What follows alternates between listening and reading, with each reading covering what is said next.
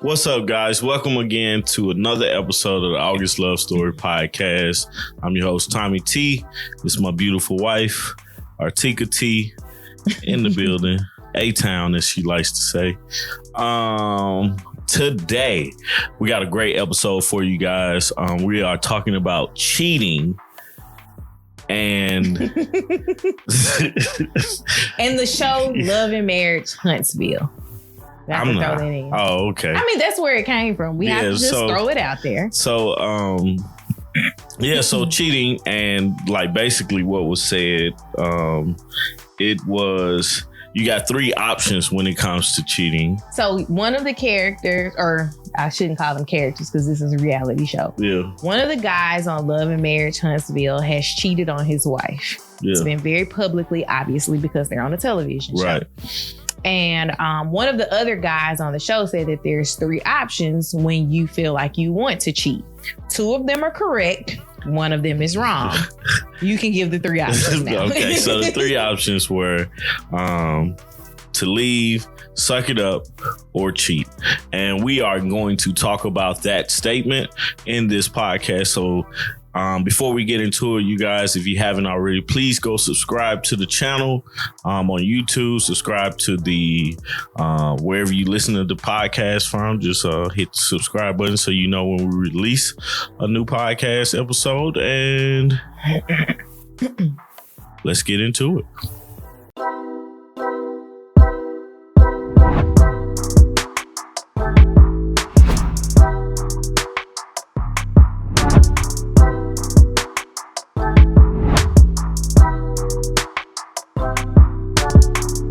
Yes. All right. So cheating. There's three options. Usually we know about, I guess we see all three options technically, span out. Like usually, of course, the most frowned upon, which is the wrong one, is to cheat. To cheat, yeah. And I always look at people that cheat under the guise of, as my aunt always says, you want your cake and you want to eat it too. Right. And it's like, well, why not have cake if you can't eat it? But I guess it's the matter of cheating. We know is wrong because you've taken these vows and your vows are for better or worse. You also have agreed to basically not step out on this person that you're in a marriage with. And a lot of the times people cheat because they're saying that they're not getting what they want at home. Mm-hmm. And a lot of times that, in my opinion, that people are not getting what they want at home is because they're not giving what their spouse wants at home. A lot of times, especially like after a baby is born, men complain about the lack of attention that they're getting.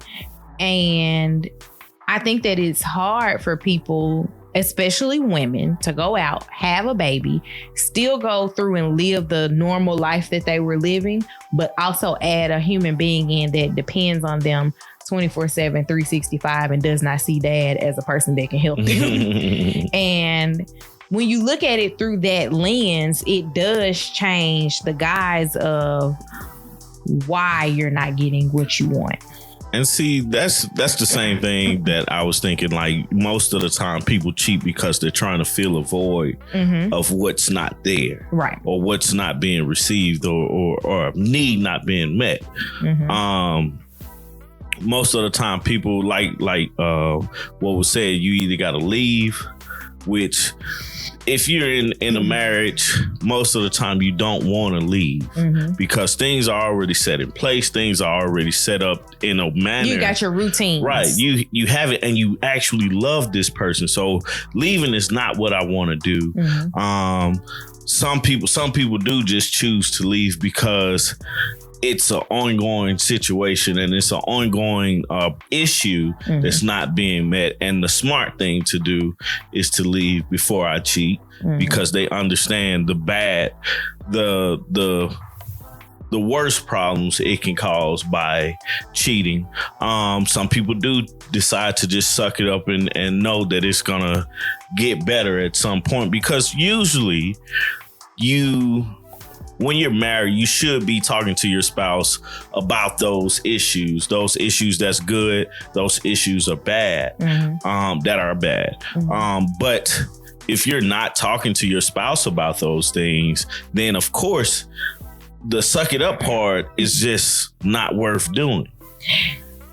It's not even that it's not worth doing. It doesn't make sense to do. Right. Because if you're going to say, hey, get over it, because this is what suck it up means. Yeah. If you're going to say, hey, get over it, but you haven't voiced things and there hasn't been a attempt at change behavior on either side, because it could be that you've explained to your spouse what you need or what you're lacking, and they've explained why you're not getting what you're lacking. At that point, somebody has to be the person that agrees to change. Right. It may have to be both parties. Right. But sometimes when you look at that, people are not saying exactly what they mean. Like, you can use another example, and this has nothing to do with cheating, obviously. But another example is another show, the show that we review, Married at First Sight. Brianna takes little stabs at Vince, but she doesn't know that she's taking stabs at Vince because she's just being herself. Yeah. Vince is taking them as stabs at him. But until he vocalizes to her that there is a problem, why would she stop? I understand you on that one, but it's like those are if the problem was fixed on the side that had the issue, if the problem fixed, it wouldn't cause everybody to be up in arms, because we already know that those issues, the only time there's a big issue with fixing the problem yourself is when you step out of your marriage and cheat with somebody. Now, you do have emotional cheating, which we possibly can talk about a little bit later, but the physical intimacy, sexual cheating is completely frowned upon. And I would argue that I think personally that emotional cheating might be worse than physical cheating. I think emotional cheating has a longer it leads to the physical cheating, because when people emotionally cheat, that's when you develop mistresses. Yeah. Because a person that just cheated one time and was done, like, I have an itch that needs to be scratched. She scratched the itch. I'm over it. Yeah. That's totally different than I'm taking this woman out on dates. We're going out of town together. You're in a whole nother You're in a relationship. Like, yes, usually emotional cheating leads to physical cheating, but in that same regard, you still got a lot going on in the relationship section of that emotional cheating. Yeah, but with that whole part, it's like you have an issue. You say, oh, I'm not being like, we're not having enough sex. And let's take the example you use with a mother just having a child and everything like that. Yeah, the child brings on a lot of things, like the child takes up a lot of the mom's time, and a lot of the mom's time is, like, she's tired. Like, I've seen it personally with you being tired with Lily. On top of my pre-existing tired. Right. On top of you already just being a naturally tired person, which I didn't understand. And, it is what it is. But for a man to come in and say, hey, I'm not being fed sexually. What am I to do? Like, you put a man in a corner, and it's hard to say that. It's not fair. I don't think it's fair to say that when a woman is when you just had a child. Now, what I do believe is a man, like, I'm gonna just use me for example. If I came to you and was like, or if I thought to myself, I'm not being fed sexually like I need to be, and I know those options that I have. Like, it's one thing to be like, well, I'm gonna just go out here and find somebody to have sex with to feed that need that I have, or I'm gonna sit like it's That's the easy part. The hard part is, okay, I'm gonna sit in here, I'm gonna fix it. Mm-hmm. But the way I'm gonna fix it with my wife. Mm-hmm. I'm gonna sit down, figure out, okay, I know that she's tired here, and here. Let me figure out how I can get her to feed me what I need. And that's what I was saying earlier with when you explain what the issue is, mm-hmm. then the other person, most of the time, giving a rebuttal. Most people look at it as being defensive. Yeah. But sometimes it's not a defensive. It is really an explanation. Yeah. And I think that we have to get past that as a society, that someone who doesn't agree with what you're saying is not being defensive all the time. Sometimes it really is truly, this is the reason. I'm explaining to you the reason. You've given me your reason. Let me give you my reason, and let's find a way to meet in the middle. And see, that's we have an issue with that as a society. That's the sensible thing to do, but that conversation is not gonna go out that way. No, never does. If a man comes to a woman and say, and she's like rearing this child, just fresh off. Even if you take kids out of the equation, like a person working a 60-hour work week. If a woman always says, I'm tired, mm-hmm. And the man says, I'm not being fed sexually mm-hmm. in the way that I need to be fed, the woman is going to get defensive. Mm-hmm. Because I do this, I do that, I do this, I do that. It still doesn't change the fact that this man feels like he's not being sexually fed. So I guess we have to figure out a way to solve that. And that's the thing. It's like, man, you can go the easy route with which is the wrong route. Or you can decide. And I feel like leaving is that's a decision. If you leave, I feel like it's more than just sex. You have some people view sex like very high, like that's as a like it's just as important as air. Yeah, for some people. it's like, man, like for me, my thoughts about sex has always been the bonus in a relationship. Like, because we're not gonna be constantly having sex all the time. Like who has time for that? Right, nobody. If you have a job, you can't do that. Right, you can't do that. So it's like if sex is what the relationship is based off, I feel like, this is my personal opinion, I feel like the relationship is set up to fail. Mm-hmm. And that's, if somebody, and that's why I was saying, if somebody leaves all because of sex, then there's no way it's something else that was wrong in that relationship, and that's why they chose to leave. But if you choose to stick it out, you have to, as the person that's saying, I'm not sexually fed, what can I do? You choose to stick it out. You have to make the move to say, okay, where I'm gonna put her, I'm taking myself for example, I'm gonna put her in positions to where it should work. It should be easier. It's right, and it sounds predatory and stuff like that, but I mean, it's the truth. Sound predatory-ish, but it's definitely the truth, because I'm not like, if we're sitting down watching TV and I lean over, let's have sex. Nobody wants to just do that.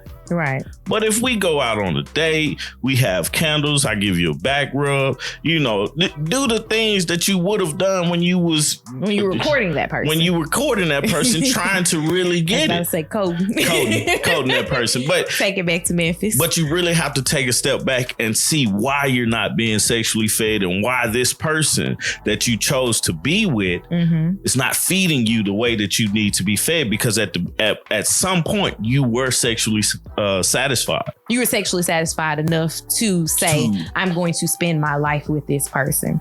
Because that's all you get. Right. Now, some people are adventurous and they invite other people into their bedroom. Open relationships lead to threesomes. But most people aren't that way. No, I agree that most people aren't that way. And when I look at the third aspect, which is leave. There was a couple that I was watching on another podcast, and essentially what they said was, when you choose to leave your spouse for someone else, you run the risk of dealing with not getting what you were getting with your spouse for what you were lacking from your spouse. And basically to say that, like to explain that, was essentially saying that when you're looking outside of your marriage or emotionally cheating, as we've talked about, with another person, they're getting a highlight reel of your life. They're getting all of your wins. They're getting all of your bonuses. They're getting all the fun. And then you're not giving any of that to the person that you're actually in a relationship with, right? Right.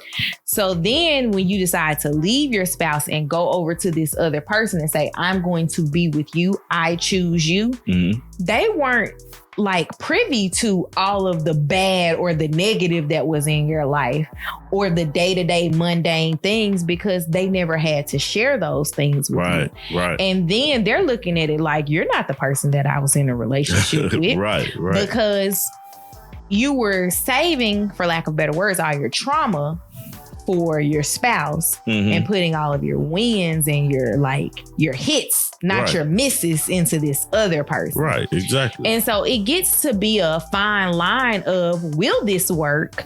Because why should it?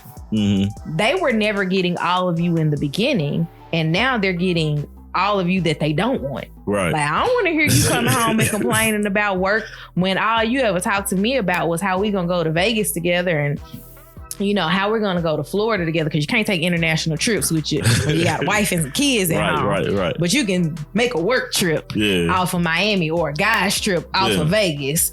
So when you look into those things, it does get to be very, very difficult for you to maintain all of that. So then you're like, okay, now this person don't even want to be with me, or I'm running into the exact same thing again. And you have to start reevaluating yourself. Now, like while you was talking, I was completely thinking about something different. Obviously.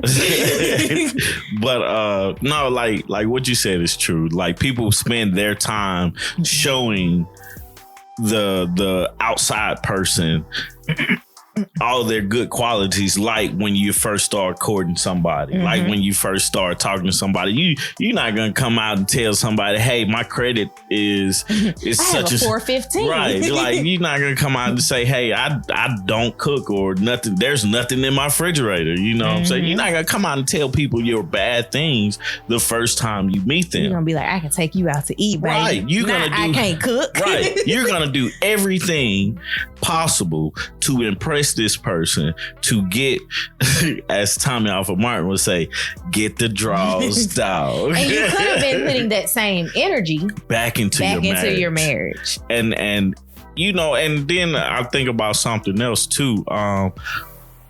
What happens when a person is afraid to talk about them not being sexually fed because they feel like a person their spouse would automatically think, would be so defensive about that statement? How do you handle having the conversation of, I'm not having enough, we're not having sex enough?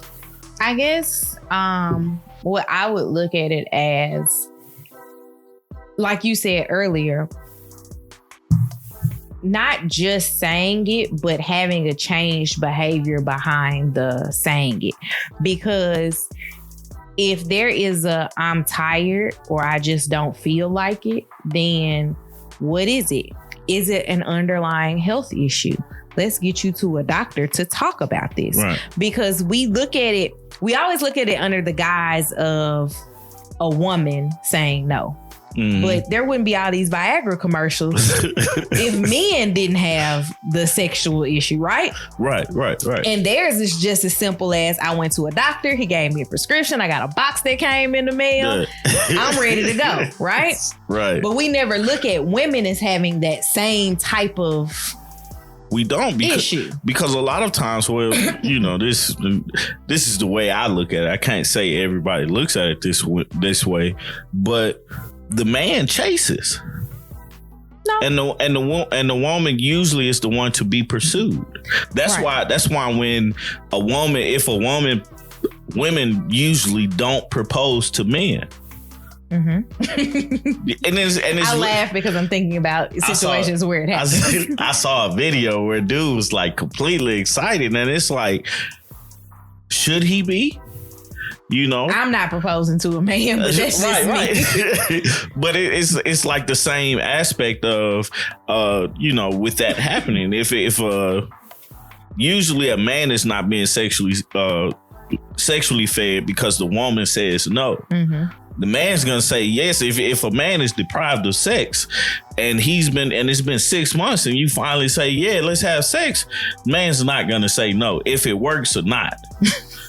You know what I'm saying? Like, just being Nobody real. wants lazy doodle. Nobody wants lazy doodle, but he's gonna give you this lazy doodle if you're like, okay, let's have, you know what I'm saying? But that still goes back to the conversation of having like why aren't I being sexually fed? Mm-hmm.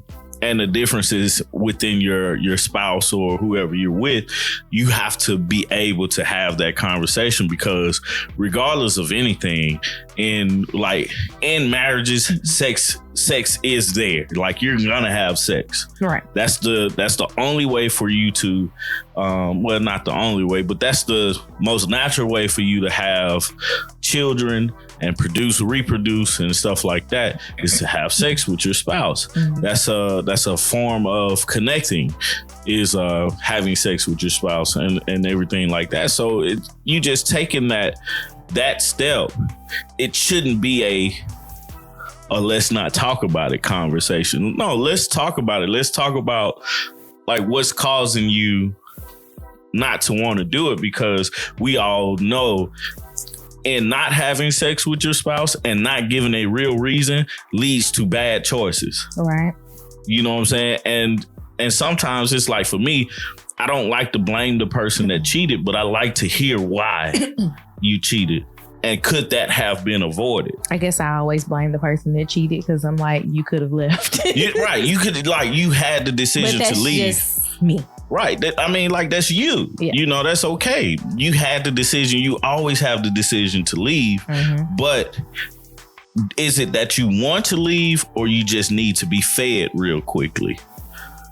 Like, some people step out and have this long relationship. Now, that's stupid to me. Mm-hmm. Which is what happened. Right. It's what happened on the show. That's dumb to me. But if you're not being sexually fed or not being fed in your relationship, and it doesn't have to it doesn't always have to be sexual. It could be emotionally. Mm-hmm. You're not being emotionally fed, or you're not being fed.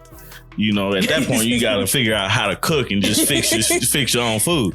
But whatever it is that's causing you to not feel 100% in a relationship with your spouse, in your marriage, you have to have that conversation. You have to say, hey, this is not working for me, or this is not going the way I need it to go. Mm-hmm. What can we do to fix it? And then you have to take that step to fix it. You can't just rely on your spouse to fix everything or to make everything right. Right. Even like you brought up the Brianna and Vincent thing from Married at First Sight. Even with bringing the Brianna and Vincent saying, hey, I didn't like how you said that. Mm-hmm. It's some things that he needs to check in himself. Oh no, absolutely. That's what I was saying was, and I didn't get to that part of it. But I'm sorry. No, I just didn't get to it. Wasn't you? But basically being able to say, I did not like that. This is how it makes me feel when you do that. Because if you just say, I don't like when you say this, mm-hmm. they'll just stop saying this. Right. But what if that statement wasn't the trigger, but it was statements like that was the trigger? So it's like, you have to be able to learn to be vocal and mm-hmm. also do the self-work to figure out, what is it that I'm triggered by? Right. So then you can figure out how to fix being triggered. Mm-hmm. Mm-hmm. Because, for lack of better words, it's always going to be something. Right. And when you take into the account of cheating, what is it that you're missing? And if what you're missing as the one spouse is sex, what is it that the other spouse is missing? Yeah. Because it could be something as simple as intimacy. Mm-hmm. Like, you want to just have sex. Well, I need all of the other stuff that goes along with it. So figuring out that without people getting defensive is going to be the hardest part. Yeah. Because that is a natural gut reaction, is to defend your stance and say, no, you were wrong. Right. So I guess you gonna wrap this up? Wrap it up with a bow? Yeah. Basically, we just gotta learn how to communicate better. That's it. Because there are some marriages, absolutely across the board, that should not be. Yeah. There were some people that should have never gotten married, and there are some people that have been married too long. And you have to figure out what the missing piece of the puzzle is, because it could be that just not being together is the missing piece of the puzzle. Yeah. Because you're just not getting what you want what you need. No, yeah, I'm with you 100% on that. Just because it's like I said, man, it's not always sex. It could be whatever. It could be a plethora of things. Cheating is never the way to go, because that's for me that's the coward's way out.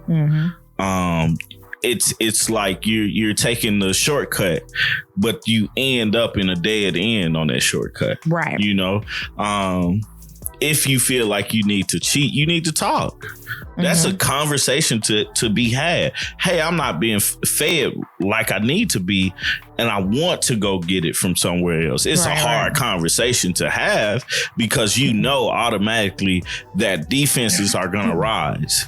You know? Absolutely. But that's being open about what's going on in your head, how you're feeling, because there's no way for me to know what Artieka's feeling if she never tells me. Right. So if we're not talking about it, if we're not communicating about how we feel about certain situations, are we getting enough? Are we enough to each other?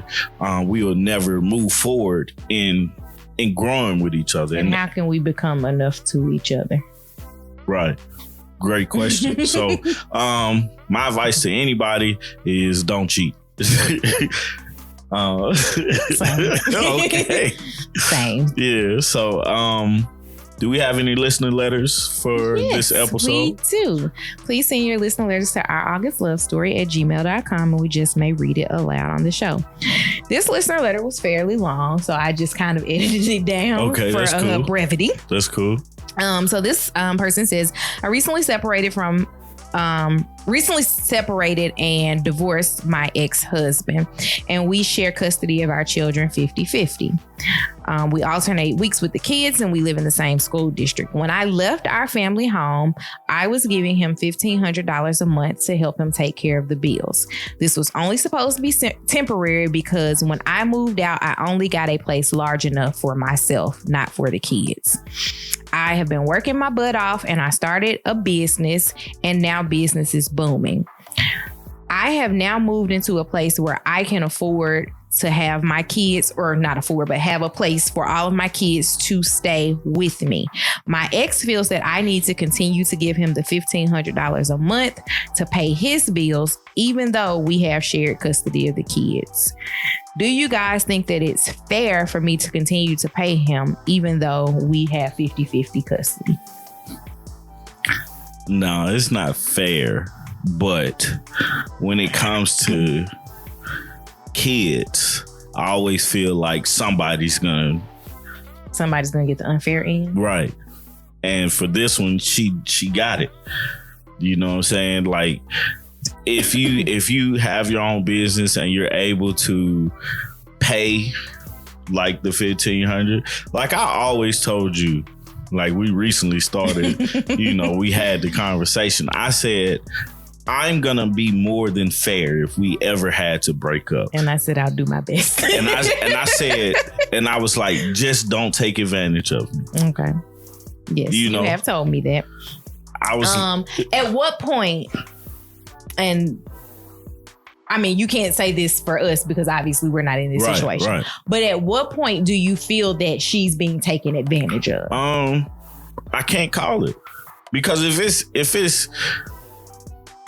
it's like he's getting this money and not doing what the money is there for, you're taking advantage of it. Okay. Like you going on trips and doing X, Y, and Z, and the kids are spending more time at your house. Like you're taking care of the kids, and But what if they're not spending more time? What if I only go on trips during your weeks? I mean, like it's a tough call. Like in the beginning, it's like, man, you like somebody gonna get the short end of the stick. I would probably suggest that y'all sit down with a mediator. Oh, for sure. And come up with some type of conclusion if you both can move to somewhere that costs less.